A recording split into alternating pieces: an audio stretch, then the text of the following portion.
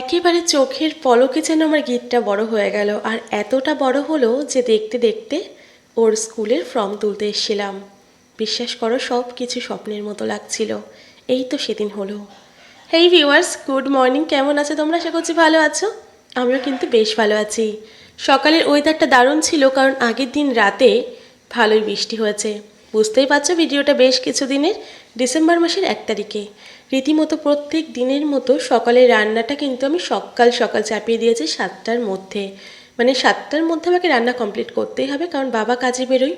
দেখেছো 6:41 ঘড়ির কাটায়, আর আমার কিন্তু সমস্ত কাজ কমপ্লিট, মানে রান্না বান্না। বাবার ভাত মাখাচ্ছিলাম, তার কারণ বাবা হাত কেটে বসে রয়েছে। তেমন কিছুই না, ভাত ডাল ভাজা আর ডিম ভাজা ছিল। আর রোজকারের মতো সেই অভ্যাসটা কিন্তু আজও রয়ে গেছে পাখিদের সাথে আমারও। এই যে পাখিগুলোকে খাবার দিলাম, এই যে বাবা এখন বেরিয়ে যাচ্ছে কাজে। এবার সমস্যা হচ্ছে, পাখিগুলোকে খাবার দিয়ে আমি অনেকক্ষণই দাঁড়িয়ে থাকি। তার কারণ এখানে যে কুকুর বিড়াল এরা না খুব ডিস্টার্ব করে পাখিগুলোকে, তাই পাখিগুলো মাঝে মাঝে আমাকে ডাকে। তো যাই হোক, তারপরে ওদেরকে খাবার দিয়ে ওদেরকে খাবার খাইয়ে এসে দেখলাম আমার গিদ্দপু তখনও ঘুমাচ্ছে। আর জানো তখন ঘড়ির কাঁটায় কটা বাজে? ঠিক 9:30 মতো বাজে, আর আমাদের বেরোনোর কথা ছিল 10টার মধ্যে। তারপরে স্যারকে জোর করে তুলে আমি স্নান করে রেডি হয়ে গেলাম, কারণ হাতে একদমই সময় নেই। এখানে ব্যাপার হচ্ছে, আমার গীতবাবুর যখনই কোনো বেশ ভালো মুভমেন্ট আসে আমার মা ভীষণ ইমোশনাল হয়ে পড়ে। আর মায়ের আজকে রিয়াকশনটা ছিল এরকম। কিরকম লাগছে তোমার নাতি স্কুলে ভর্তি হতে যাচ্ছে? বিশাল ভালো লাগছে।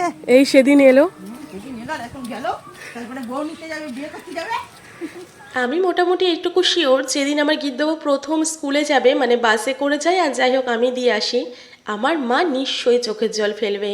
মানে গীতবাবুর কোনো একটা মুমেন্ট বেশ ভালো, সেটাতে মা ভীষণ ইমোশনাল হয়ে পড়ে, আমার থেকেও বেশি।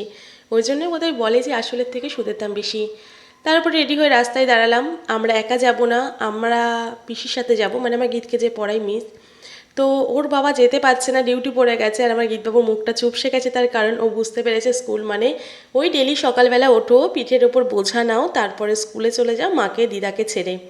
তারপরে আর কি আমরা ফার্স্টে টোটো করে গেলাম, তারপরে ওখান থেকে টেকার ধরলাম আর এবং সরাসরি স্কুলে পৌঁছে গেলাম। ওখানে অনেক কিছু নিয়ম ছিল, কারণ ফার্স্টেই ওরা ফর্ম দেয়নি, একটা কিছু ফিল আপ করতে হয়েছিল, তো সেটাকে আমরা ফিল আপ করে নিলাম। এবং আমার গীতবাবু শুধু ভাবছে এই এত এত বাস কি করছে। ওর নজরটা কিন্তু শুধুই বাসের দিকে ছিল, কারণ স্কুলের ভিতরটা ভীষণ বড় ছিল, মানে বলতে পারো একটা বাস স্ট্যান্ডের মতো, এত বাস ছিল। আমার গীতবাবু দেখো মুখে একদম হাসি নেই। ভিডিওটা এডিট করার সময় আমার সত্যিও মুখ দেখে হাসি পাচ্ছে। যাই হোক, তারপরে ফর্ম টর্ম ফিল আপ করে জমা টমা দিলাম। অনেকটা লাইনে দাঁড়াতে হয়েছিল এখানে। এখানে আমার একটা জিনিস ভীষণই খারাপ লেগেছে, সেটা হচ্ছে আমি একবার যদি আমার সন্তানকে বাসে তুলে দিই, তারপরে কান্না করুক, সামলানো ওদের দায়িত্ব, ভেতরে নেওয়া সব কিছু, মানে আমি চাইলেও ওর কান্নাও শুনতে পারবো না, বা কী করছে জানতেও পারবো না, ভেতরে তো যেতেই পারবো না। আমাদের কাজবাজ হয়ে গেছিলো। আমার গীতবাবুর তো এই বাসগুলো দেখে তো আমিও অবাক ছি, এত বাস। আর তারপরেও দেখো এত এত ভিড় ছিল। তো যাই হোক, তারপরে আমরা অপেক্ষা করছিলাম বাসের জন্য এবং বাসে করে ফিরলাম।